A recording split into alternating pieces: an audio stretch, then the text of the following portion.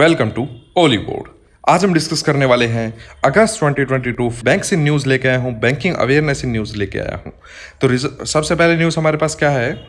Reserve Bank of India ने instruct किया है all parties aside from card networks and card issuers and card networks को छोड़ के जितने भी पार्टीज हैं उनको कहा है कि आपको कार्ड ऑन फाइल डेटा, आपका जो भी स्टोर्ड कार्ड का डेटा है किसी का भी, वो आपको डिलीट कर देना है बाय अक्टूबर 1 2022। 1 अक्टूबर 2022 से आपको ये सारा डाटा अपने पोर्टल से रिमूव कर देना है। ठीक है, ये स्मूथ ट्रांजेक्शन करने के लिए आरबीआई ने एक कदम उठाया है कि डिफरेंट पेमेंट सिस्टम्स के ऊपर एक स्मूथ ट्रांजिशन की जा सके। नए अगर पेमेंट सिस्टम को आरबीआई लाने की कोशिश कर रहा है तो। दूसरी बात ये, in addition the merchant and its PA मतलब पेमेंट एग्रीगेटर मैंने फुल डिटेल में आपको बहुत बार समझाया हुआ है, यहाँ मैं नहीं जाऊँगा इसके अंदर इतना डीप में। Involve in online transaction may keep the data for maximum of T+4 days। Transaction +4 days के लिए रख सकते हैं, और until the settlement date, या सेटलमेंट आपकी जो भी ट्रांजेक्शन की उसका रिजल्ट फाइनल बन गया, दोनों में से जो पहले आएगा उस दिन तक आप वो डेटा रख सकते हैं। मतलब मैक्सिमम T+4 days या सेटलमेंट डेट सेटलमेंट डेट पहले आ गई तो इतने तक ही रखना है, वरना T+4 days तक।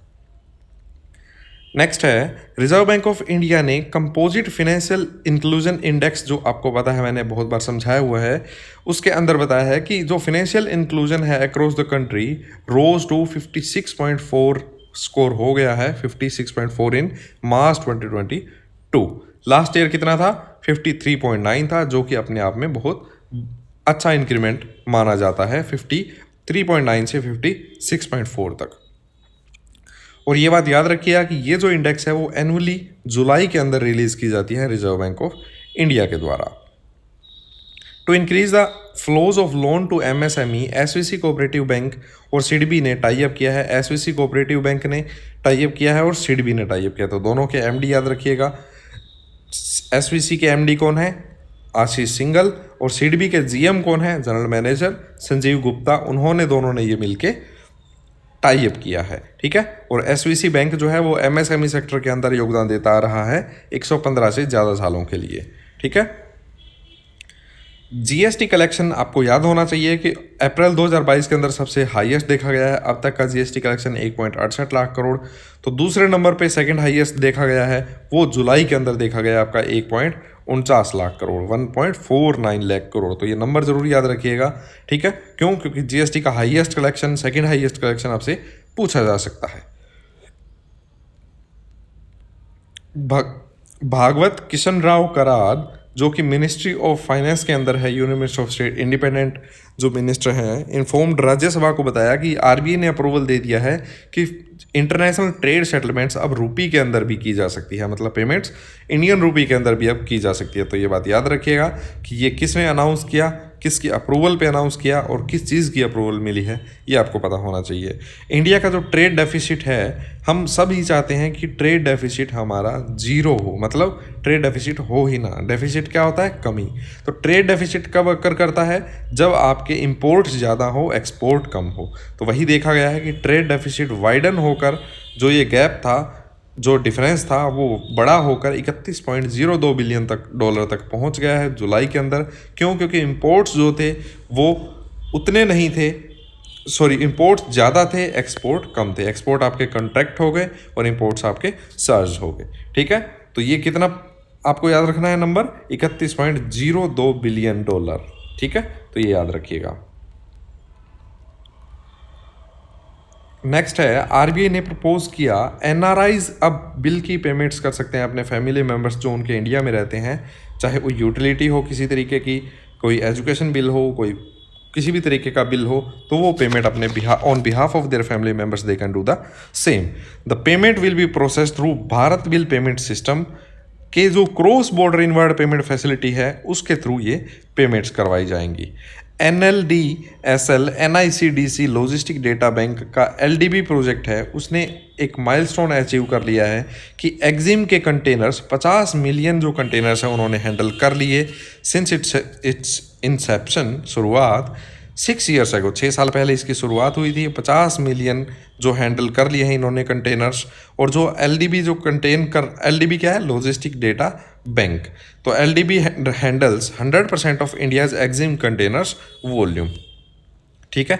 और जो ये मोस्ट ऑफ द देखा गया था जो ज़्यादा हैंडल किए गए हैं वो आपका किस प्रोजेक्ट के थ्रू हैंडल किए गए हैं, इंडिया जापान का जो स्मार्ट कम्युनिटी प्रोजेक्ट था, किसको लेकर, for planning of Delhi Mumbai industrial corridor project, ठीक है। तो 50 मिलियन का एक कंपनी ने, ये बात याद रख, इसको ऐसे सोच लीजिए कि एक कंपनी ने 50 ट्रक इस्तेमाल करवा दिए अपने किसी प्रोजेक्ट के अंदर, 50 मिलियन ट्रक, ठीक है। 1 मिलियन में 10 लाख होते हैं, ठीक है।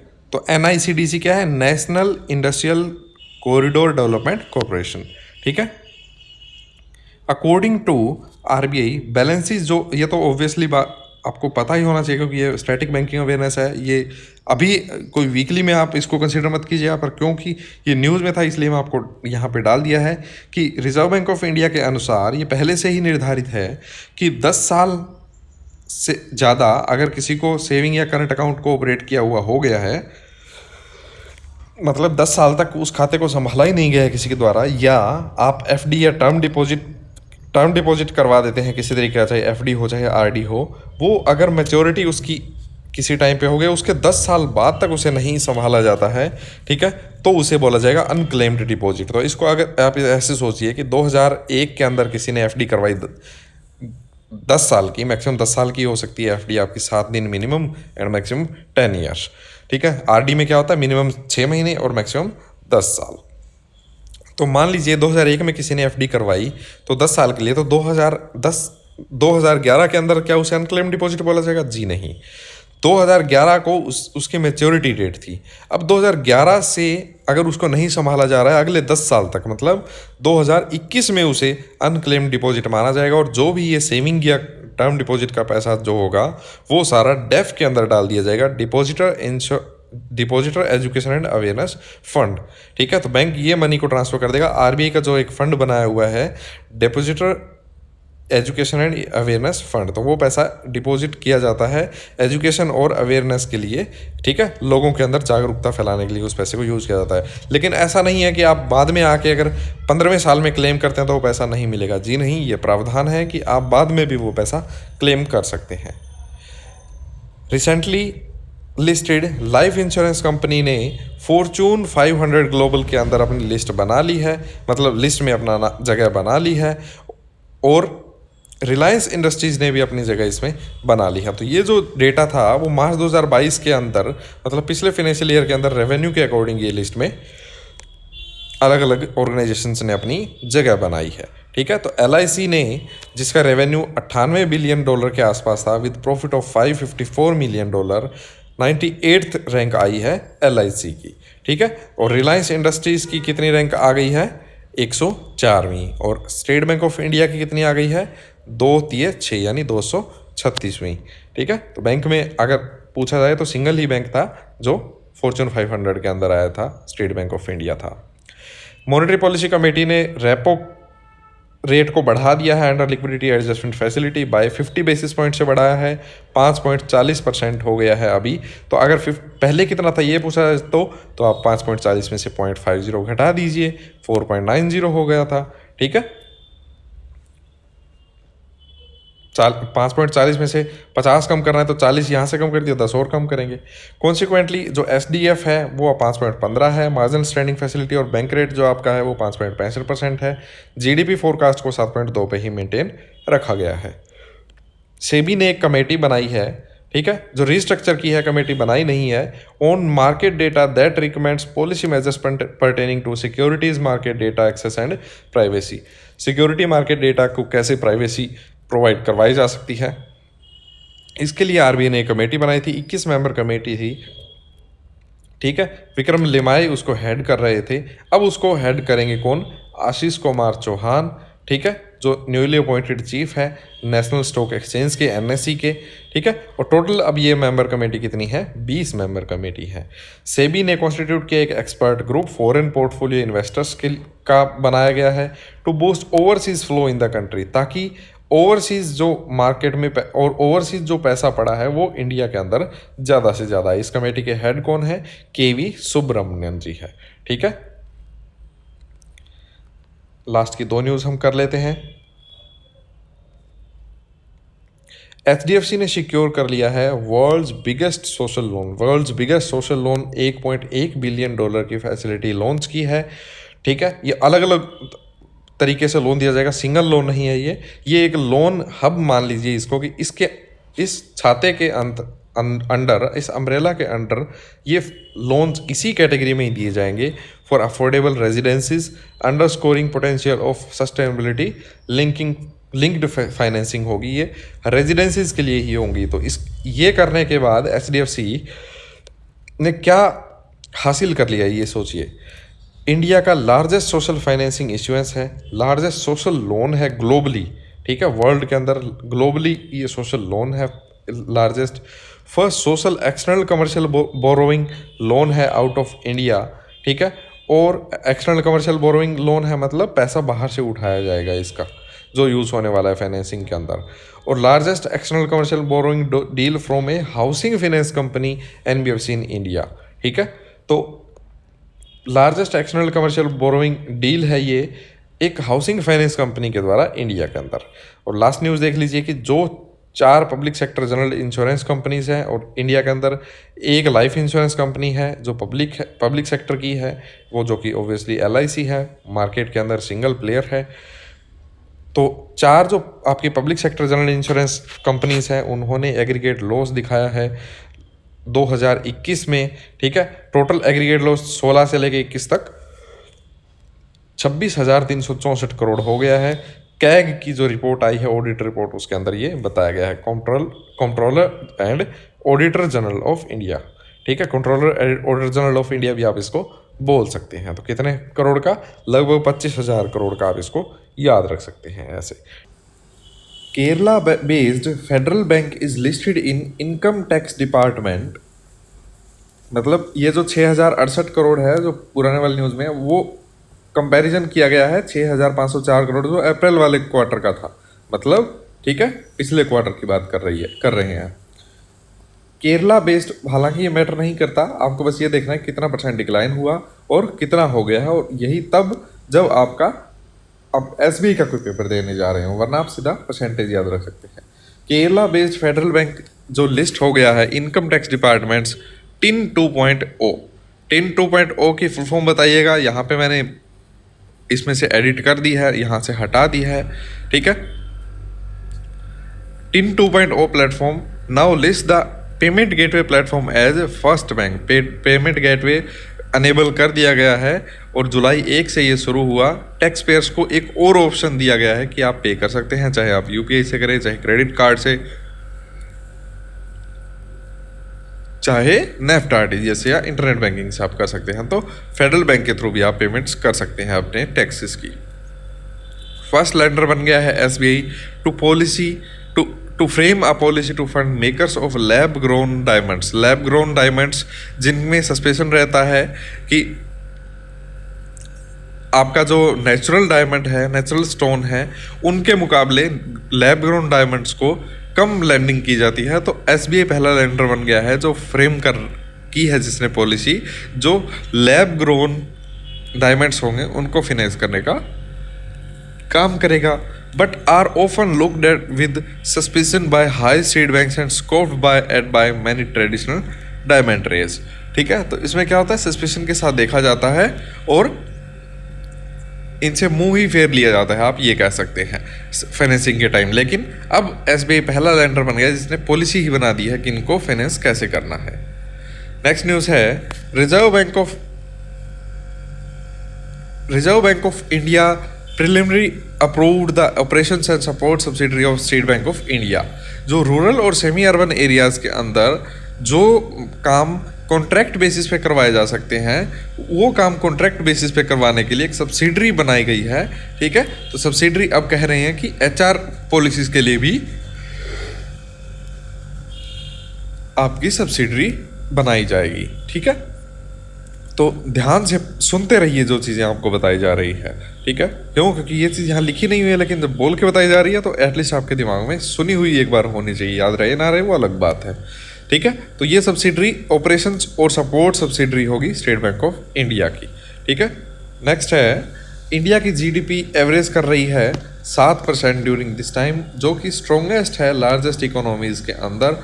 और इंडिया कंट्रीब्यूट कर रहा है 28% तो एशियन ग्रोथ के अंदर, ठीक है, और 22% किस में कर रहा है, ग्लोबल ग्रोथ के अंदर।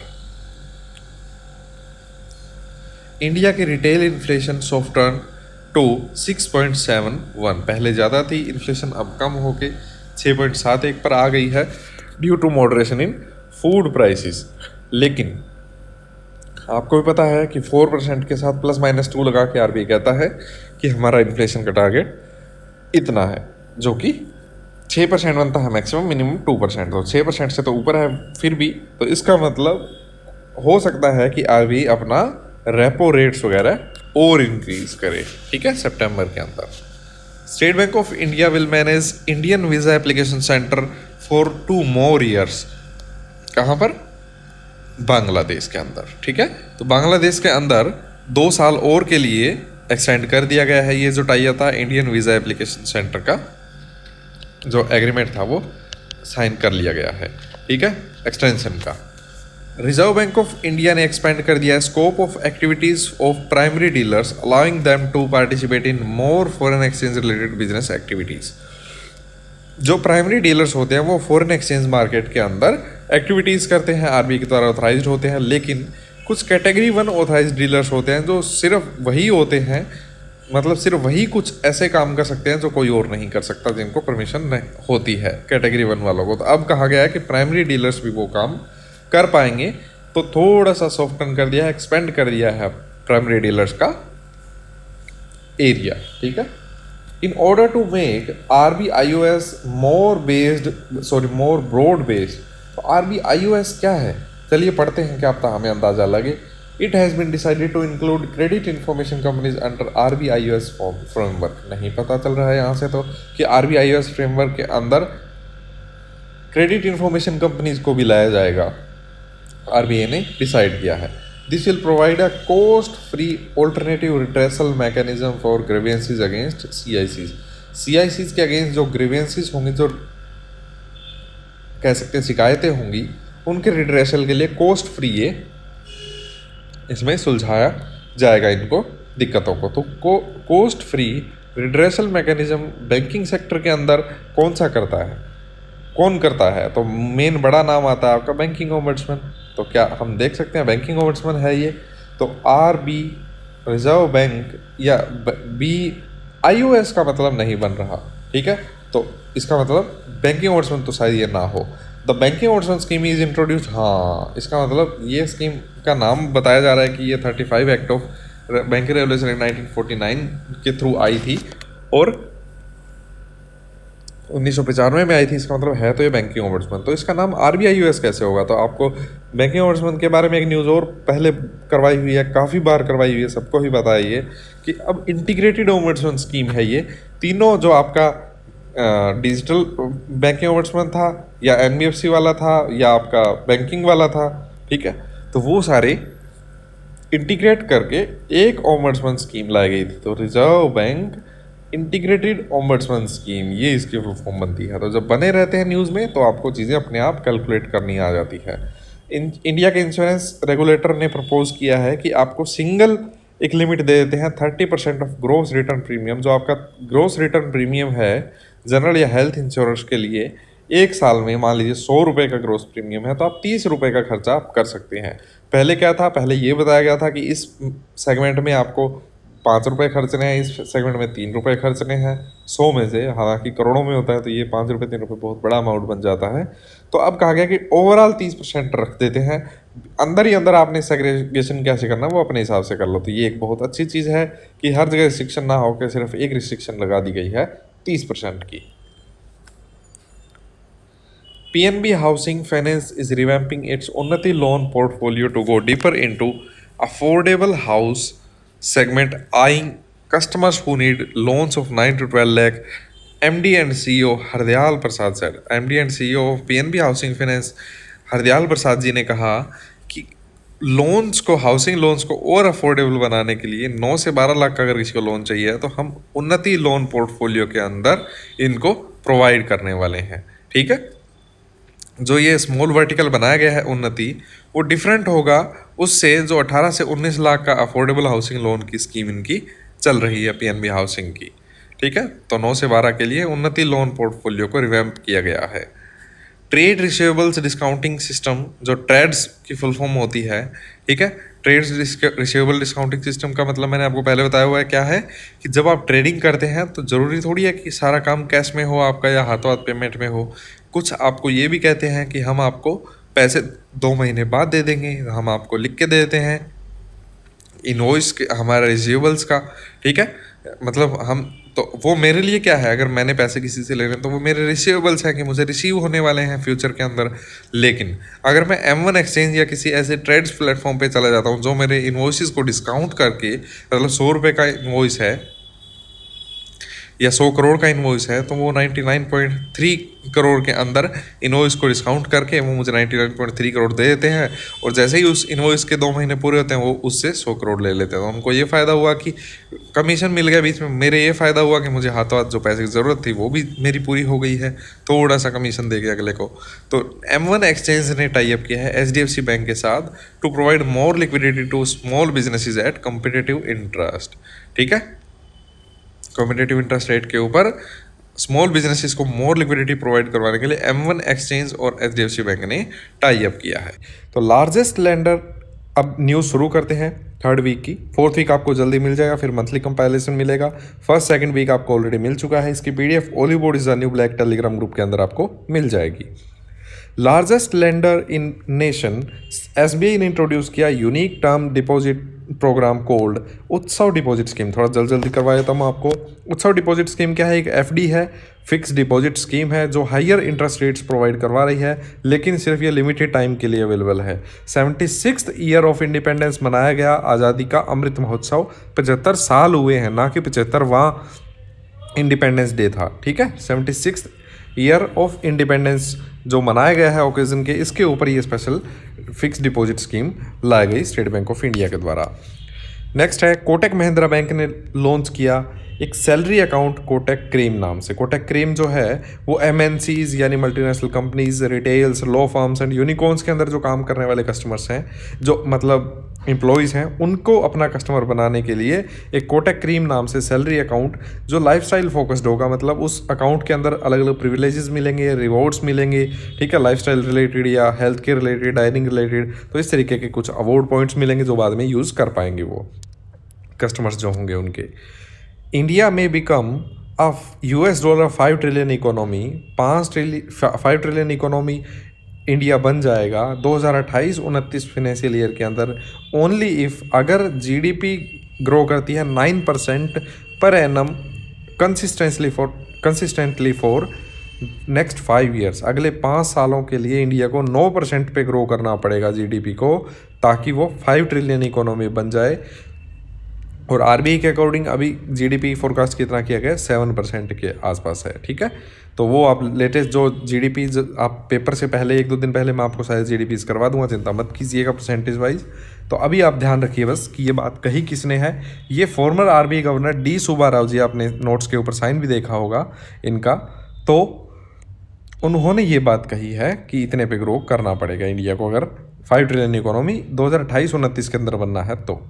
On the occasion of 75 year of independence, Azadi ka Amrit Mahotsav, Karnataka bank ने एक नया टर्म डिपॉजिट स्कीम लॉन्च किया, KBL Amrit Samriddhi under Abhyudaya cash certificate and FD of tenure of 75 weeks. वो FD कितने वीक्स की है, 75 वीक्स की है। 75 ईयर ऑफ इंडिपेंडेंस जो हो गए हमें, उसकी याद में अलग अलग बैंक्स अपना योगदान दे रहे हैं 75 नाम को लेके। तो 75 वीक्स की ये FD है, फिक्स डिपॉजिट है, यानी 525 दिन की FD है। इस पर रेट ऑफ इंटरेस्ट 6.10% मिलेगा। ठीक है, Satish Kashinath Marathe, Swaminathan Gurumurthy, Revathi Iyer and Sachin Chaturvedi all have been renominated by national government to serve as part-time non-official director on RBI's central board. जो सेंट्रल बोर्ड ऑफ डायरेक्टर्स होता है रिजर्व बैंक के अंदर, सेंट्रल बोर्ड जिसे बोलते हैं, मॉनेटरी पॉलिसी कमेटीज़ के अंदर जो योगदान देते हैं अपना अपना रिपोर्ट्स के अंदर, ठीक है। तो उसके अंदर ये 4 नाम जरूर याद रखिएगा कि इनको रीनोमिनेट कर दिया गया है गवर्नमेंट ऑफ इंडिया के द्वारा। जो नॉन ऑफिशियल डायरेक्टर हैं वो हमेशा गवर्नमेंट ऑफ इंडिया के द्वारा चूज किए जाते हैं। आरबीआई ने कहा कि गुरुमूर्ति और मराठे को रीनोमिनेट किया गया है अनदर 4 ईयर्स के लिए, ठीक है। तो और 4 साल के लिए इसको रीनोमिनेट इनको कर दिया गया है। नेक्स्ट है countries largest lender state Bank of India ने लॉन्च की पहली ब्रांच जो डेडिकेटेड है स्टार्टअप्स को लेके ही, और स्टार्टअप हब कहाँ पर है? कोरमंगला बेंगलुरु के अंदर, ठीक है। तो दिनेश कुमार खारा जी जो स्टेट बैंक ऑफ इंडिया के फिलहाल चेयरमैन हैं, उन्होंने न्यू एचएसआर लेआउट के अंदर इंदिरानगर के अंदर ये जो बिगेस्ट स्टार्टअप हब्स है सिटी के अंदर, वहाँ पे ब्रांच लॉन्च की है कोरमंगला बेंगलुरु के अंदर, जो स्टार्टअप से रिलेटेड ही है, काम करने वाली स्टार्टअप डेडिकेटेड ब्रांच है। सब्सक्राइबर ऑफ एनपीएस और अटल पेंशन योजना के जो सब्सक्राइबर हैं वो अपना जो अमाउंट है वो अब यूपीआई के थ्रू भी कंट्रीब्यूशन कर पाएंगे उसके अंदर, ठीक है। तो यूपीआई क्या है? जो कंट्री का instant real time payment system है उसको वो यूज़ कर पाएंगे। अब पी फ्रेडा की फुल फॉर्म जरूर याद रखिएगा, आप कई बार पूछ ली जाती है, ठीक है। पी फ्रेडा क्या है? पी फ्रेडा ने लॉन्च किया है UPI handle for depositing contribution through D remit for the benefit of subscribers. Pension fund regulatory and development authority of India ने लॉन्च किया है यूपीआई हैंडल जिसके थ्रू यूपीआई के थ्रू भी आप पेमेंट कर पाएंगे। यूनियन कैबिनेट ने अप्रूव किया है enhancement in the limit of ECLGS emergency, इसकी फुल फॉर्म पूछी जा सकती है आपसे, emergency credit line guarantee scheme by 50,000 to 5 lakh crore. तो एक बार जब हम पढ़ते हैं तो इंटरप्रिटेशन क्या बनती है कि 50,000 करोड़ से लिमिट बढ़ाकर 5 लाख करोड़ कर दी गई है। जी नहीं, 5 लाख करोड़ बढ़ाई गई है और बढ़ने के बाद ये 5 लाख करोड़ हो गई है, सॉरी 50,000 करोड़ बढ़ाई गई है और बढ़ने के बाद ये 5 लाख करोड़ हो गई है। इसका मतलब पहले 4.5 लाख करोड़ थी। और जो एडिशनल अमाउंट है उसकी रिस्ट्रिक्शन ये है कि ये जो ऊपर वाला 50,000 करोड़ है वो सिर्फ उन्हीं सेक्टर्स के अंदर जाएगा पैसा जो ये बताए गए हैं, यानी हॉस्पिटैलिटी और इससे रिलेटेड सेक्टर के अंदर ये पैसा दिया जाएगा। तो ये जो ECLGS है ये बैंकिंग सेक्टर्स के थ्रू मोस्टली ये प्रोवाइड करवाया जा रहा है पैसा, फिनेंसिंग के थ्रू, ठीक है। जो ये क्रेडिट गारंटी स्कीम है कि क्रेडिट प्रोवाइड करवाया जा रहा है, और कब तक? 31 मार्च ऑफ नेक्स्ट ईयर, मतलब 23 तक। IRDAI इंश्योरेंस रेगुलेटर जो है उन्होंने सेफगार्ड करने के लिए interest of policy holders organisations को कहा है कि to provide technologically advance new solution for automated death claim settlement, जो डेथ क्लेम सेटलमेंट्स हैं या मिस सेलिंग है उसको रिड्यूस करने के लिए, और अदर जो इंश्योरेंस के अंदर इकोसिस्टम के अंदर कंपोनेंट्स हैं उनके लिए टेक्नोलॉजिकली एडवांस सॉल्यूशन लेके आइए, ये IRDAI ने इंश्योरेंस कंपनीज को कहा है, ठीक है। तो ये याद रखिएगा कि किसने ये कहा है, उसकी फुल फॉर्म क्या है। IRDAI is accepting applications for Bima Manthan 2022, its inaugural hackathon with the topic Innovation in Insurance। तो ये बात भी याद रखिएगा कि एप्लीकेशंस एक्सेप्ट की जा रही है बीमा मंथन 2022 के अंदर IRDAI के द्वारा। HDFC launched a new campaign cold vigil aunty vigil. अब एक चीज़ और मैं आपको बता दूं कि लास्ट 6 मंथ ट्रिकी रिवीजन आप लोगों के लिए रेडी करवाई जा रही है ओली बोर्ड के द्वारा, तो आपको जल्द ही मिलेगी। मैं स्पेशली उस पर ही काम कर रहा हूं ताकि आपके जो RRB मेंस आने वाले हैं उसमें आपको दिक्कत ना आए। HDFC ने लॉन्च किया नया कैंपेन विजिल आंटी। ये मुँह बंद रखो जो कैंपेन था HDFC का, उसका ही एक पार्ट मान लीजिए। क्योंकि उस कैंपेन के अंदर मुंह बंद रखो कहने का मतलब ये था कि आपकी अपनी जो बैंकिंग इन्फॉर्मेशन है उसको प्राइवेट रखिए, उसको पब्लिकली एक्सपोज मत कीजिएगा, ठीक है। तो विजिल आंटी जो कैंपेन है वो अटेम्प्ट है एक तरीके का to motivate citizens all around nation to adopt secure banking practices. A campaign to promote Vigil Aunty and persuade people to follow her on social media and on WhatsApp will be run for 4 to 6 weeks। तो ये जो social media handle होगा vigil aunty का, और WhatsApp के through भी आप इनसे कनेक्ट कर पाएंगे, जो ये एक आर्टिफिशियल इंटेलिजेंट बोर्ड की तरह काम करने वाली है। India's 3rd largest private sector bank Axis Bank ने MOU साइन किया है FCI के साथ to provide ultima salary package to its employees. और FCI के जो एम्प्लॉयज़ होंगे उनके लिए अल्टीमा जो सैलरी पैकेज है, best in class salary account आप बोल सकते हैं, जो विद एक्सक्लूसिव बेनिफिट्स ये और फीचर्स के साथ आने वाला है, तो वो कौन प्रोवाइड करवा रहा है एफसीए के एम्प्लॉयज़ को? एक्सिस बैंक, ठीक है। और जो एमएनसीज के कस्टमर्स के लिए जो स्पेशल एक आप बोल सकते हैं कि एफडी है, ये देखिए शुरू में ही मैंने आपको करवाया था, चलिए मैं लास्ट में करवा दूंगा आपको, ठीक है। पब्लिक सेक्टर अंडरटेकिंग्स के को फ़ायदा पहुंचाने के लिए, एफसीआई को फ़ायदा पहुंचाने के लिए एक्सिस बैंक ने ये सुविधा दी है, ठीक है। और एक्सिस बैंक को भी फ़ायदा है कि कस्टमर्स मिल रहे हैं और अच्छे कस्टमर्स मिल रहे हैं। एक्सिस बैंक को भी फ़ायदा है, अगर मैंने एचडीएफसी बोला हो तो। HDFC inaugurated all women branch in Kozhikode Kerala. Kozhikode Kerala के अंदर मेयर ऑफ सिटी जो बीना फिलिप जी हैं, उन्होंने इसके इनोग्रेशन किया ब्रांच का। तो ऑल वीमेन ब्रांच कोचिगोड केरला के अंदर। और एसबीआई की स्टार्टअप डेडिकेटेड ब्रांच कहाँ पर है? New HSR layout Indira Nagar Bengaluru के अंदर, ठीक है। तो याद रखिएगा कहाँ पर है। और ये जो ऑल वीमेन ब्रांच है, इसकी खास बात क्या है कि ये 21.7% जो है वीमेन है बैंक के अंदर, एचडीएफसी के अंदर। और उनका टारगेट है कि 2025 तक 25% तक इसको लेके जाना है। एसबीआई विल मैनेज, ये मैंने आपको पहले ही करवा दिया था कि इंडिया वीज़ा एप्लीकेशन सेंटर है बांग्लादेश के अंदर, उसके लिए 2 साल का जो एक्सटेंशन और मिल गया है स्टेट बैंक ऑफ इंडिया को बांग्लादेश के अंदर जो है इसका सेंटर, ठीक है। तो एग्रीमेंट 2 साल के लिए और बढ़ गया है। Canara HSBC life insurance company ने लॉन्च किया नई mobile app Canara HSBC life insurance app available on Android, iOS and web portal on the occasion of 75th independence day of India. तो बस इसमें कुछ याद करने वाला तो है नहीं। एचएसबीसी कैनरा जो लाइफ इंश्योरेंस ऐप है वो लॉन्च की गई है। दोनों के नाम में ही आंसर आ रहा है, तो मोस्ट प्रोबेबली ये क्वेश्चन आपसे नहीं पूछा जाएगा। ICICI direct, one of the India's leading equity house, ICICI direct ने एक्वायर कर लिया है एक web and app based networking platform for the investor community. Investor community का जो प्लेटफॉर्म था मल्टीपाई, इसको एक्वायर कर लिया है आईसीआईसीआई डायरेक्ट ने। आईसीआईसीआई डायरेक्ट क्या है? इक्विटी हाउस है। और मल्टीपाई क्या था?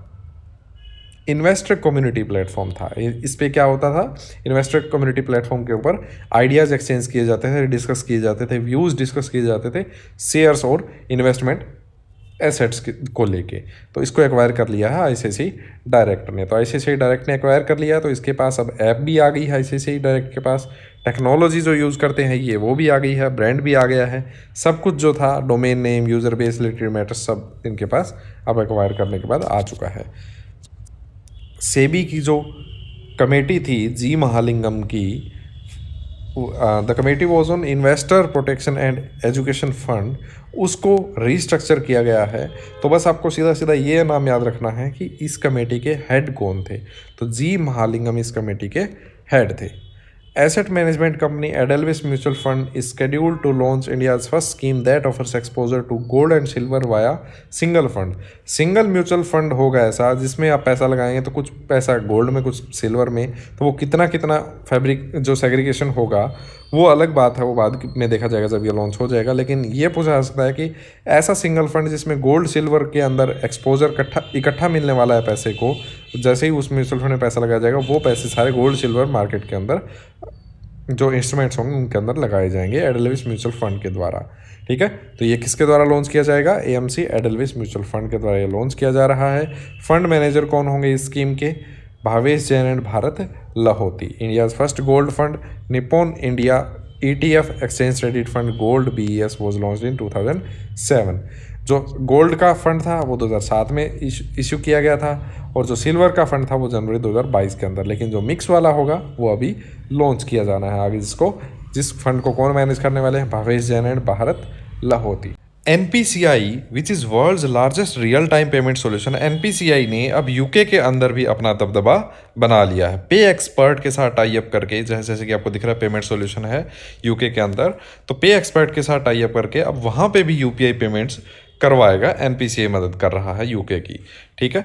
नेक्स्ट है AMC, asset management companies and depositories जो हैं उनके ऊपर आरबीआई ने इंस्ट्रक्शन जारी कर दी है कि उन्हें अकाउंट एग्रीगेटर फ्रेमवर्क के तौर पे आरबीआई के अंदर ज्वाइन करना पड़ेगा, ठीक है। अकाउंट एग्रीगेटर फ्रेमवर्क मैंने आपको ऑलरेडी समझाया हुआ है कि एक प्लेटफॉर्म होगा जहाँ पे सारे जितने भी मार्केट रेगुलेटर्स होंगे या जो भी बैंक्स होंगे वो अपना डेटा शेयर करेंगे कस्टमर्स का और आपस में शेयर कर पाएंगे विद ऑथेंटिसिटी, इसकी क्रॉस वेरिफिकेशन भी हो पाएगी।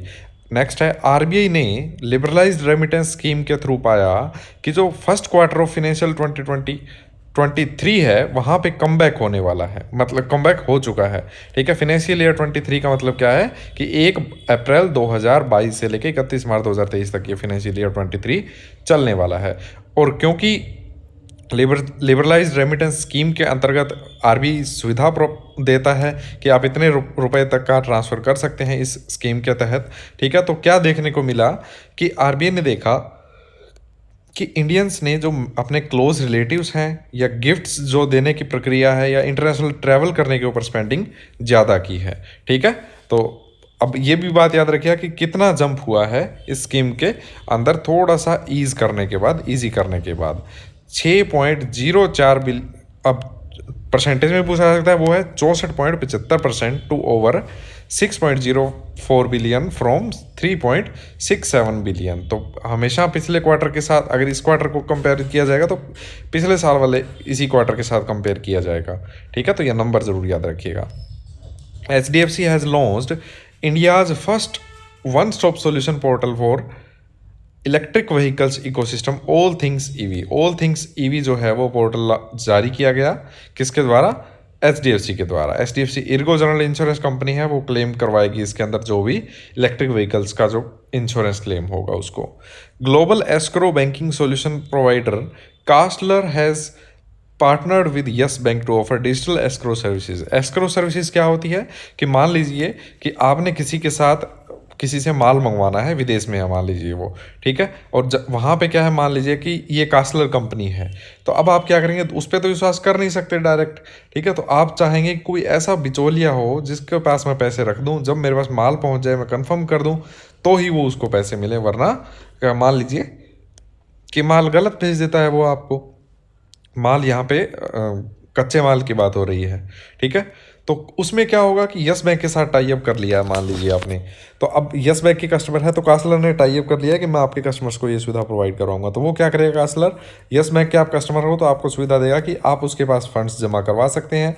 जैसे ही आपको कच्चा माल मिल जाएगा आपके पास, आप ओके करेंगे और कास्टलर जहाँ से आपने कच्चा माल मंगवाया है वहाँ पर आप के पैसे पे हो जाएंगे। तो ये जो बिचौलिए का काम करता है, न्यूट्रल जो बीच में पार्टी होती है, थर्ड पार्टी, उसे एस्क्रो पार्टी बोलते हैं, ठीक है। RBI will likely introduce digital रूपी। डिजिटल रूपी आने वाला है, CBDC का फॉर्म जरूर याद रखिएगा, सेंट्रल बैंक डिजिटल करेंसी। क्यों? क्योंकि फाइनेंस मिनिस्टर निर्मला सीतारमण जी ने बजट स्पीच के अंदर कहा था कि इसी फाइनेंशियल ईयर के अंदर डिजिटल रूपी आ जाएगा। नेक्स्ट है rating agency ICRA, investment and credit rating agency of India limited. Full form बहुत बार पूछी जाती है, ठीक है। सिविल में मैक्सिमम स्कोर कितना होता है? 900। मिनिमम स्कोर कितना होता है? 300। और अगर कभी भी हिस्ट्री नहीं रही है तो स्कोर कितना होता है? -1। तो ये चीज़ें कई बार पूछ ली जाती है आपसे, ठीक है। तो ICRA ने प्रेडिक्ट किया है कि पहला क्वार्टर जो था फिजिकल ईयर 23 का, उसके अंदर जो आपकी ग्रोथ थी वो कितनी रहेगी ये कहा था कि 12 से 13% के पास रहेगी, लेकिन एनुअल जो ग्रोथ है वो आपकी 7.2% ही रहेगी, ये कहा गया था, ठीक है। नेक्स्ट न्यूज़ है अमेरिकन एक्सप्रेस के ऊपर जो लिमिटेशन लगा रखी थी, रिस्ट्रिक्शन लगा रखी थी आरबीआई ने, वो हटा दी है, ठीक है। तो अब क्या करेगा कि नए जो कस्टमर्स हैं उनको ऑनबोर्ड कर पाएगा American express. Banking credit growth जब कंपेयर की गई जून 2021 के साथ और जून 2022 की जब कंपेयर की गई आपस में, तो ग्रोथ देखी गई है 6% की इन क्वार्टर, ठीक है। 6% की ग्रोथ देखी गई थी जून 21 में, और हालांकि अब देखी गई है 14.2% की ग्रोथ। तो ये डेटा जरूर याद रखिएगा, आरबीआई से रिलेटेड डेटा है और लेटेस्ट डेटा, इसलिए आरआरबी मेंस में पूछने के चांसेस भी बनते हैं इसके। बैंक ऑफ बड़ौदा फाइनेंस ने लॉन्च किया योद्धा को ब्रांडेड क्रेडिट कार्ड। तो ये किसके साथ टाइप किया गया? इंडियन आर्मी के साथ टाइप करके एनपीसीए के थ्रू ये जारी किए जाएंगे कार्ड।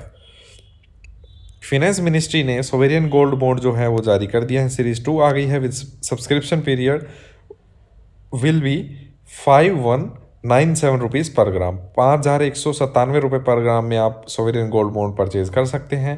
ठीक है, इन्वेस्ट कर सकते हैं पैसा, एक सिर्फ कागज़ पे लिख के मिलेगा कि आपने इतना गोल्ड, इसके आप मालिक हैं, हकदार हैं। ठीक है, और आरबीआई के साथ कंसल्टेशन पे गवर्नमेंट ने पाया कि 50 रुपये की छूट मिलेगी पर ग्राम अगर आप ऑनलाइन इन्वेस्ट करते हैं तो, डिजिटल मोड के थ्रू करते हैं तो, वरना पोस्ट ऑफिस या स्टेट बैंक ऑफ इंडिया के थ्रू भी जा सकते हैं। As part of this initiative, मतलब HDFC एर्गो की बात चल रही है, ऑल थिंग्स ईवी वाली न्यूज़ ये यहाँ पे मैंने एक्स्ट्रा लिख दी है।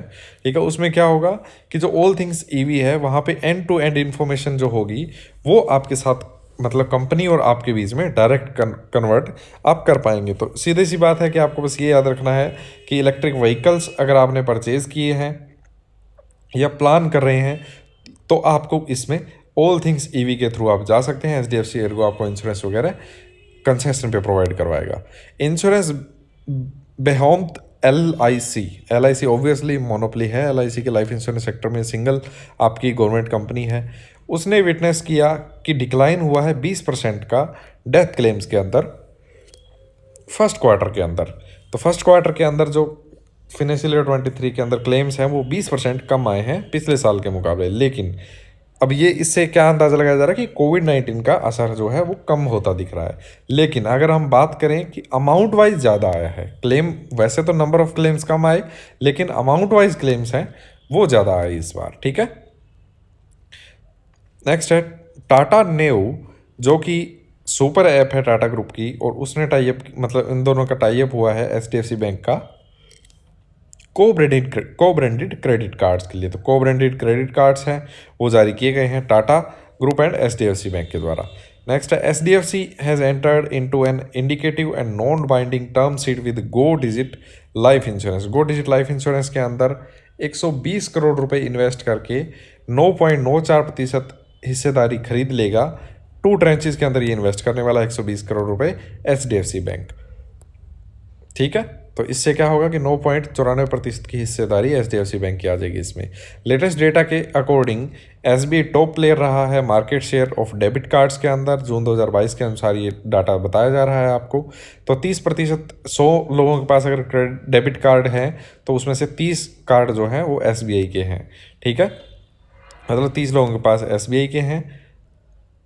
और हालांकि 6% की ईयर ऑन ईयर ड्रॉप देखा गया, फिर भी इसने 30% हिस्सेदारी बना ली मार्केट शेयर के अंदर। दूसरे नंबर पे बैंक ऑफ बड़ौदा था जिसका मार्केट शेयर 8% था। चलिए, ये हमारी थी पूरी मंथली रिवीजन। इसमें अगस्त मंथली रिवीजन आपका पूरा वीडियो के अंदर कवर हो चुका है। आपको सितंबर का फर्स्ट पार्ट भी दे दिया गया है, RRB मतलब मिल जाएगा अभी आपको। ठीक है, थोड़े से टाइम में, पेपर से पहले मिलेगा और प्रॉपर टाइम में मिलेगा। Last quick data fact revision जो मैं आपके लिए हमेशा लेके आता हूँ पेपर से एक दिन पहले, वो आपको मिल जाएगा, चिंता मत कीजिए। सारे जो रेट ऑफ इंटरेस्ट है, सुकन्या समृद्धि या PPF, सब आपको लेटेस्ट रिवाइज करवा दिए जाएंगे, चिंता करने की ज़रूरत नहीं है। मेरे को पूरा विश्वास है, आपको भी पूरा विश्वास होना चाहिए, आपका पेपर अच्छा जाएगा। ठीक है, थैंक यू सो मच।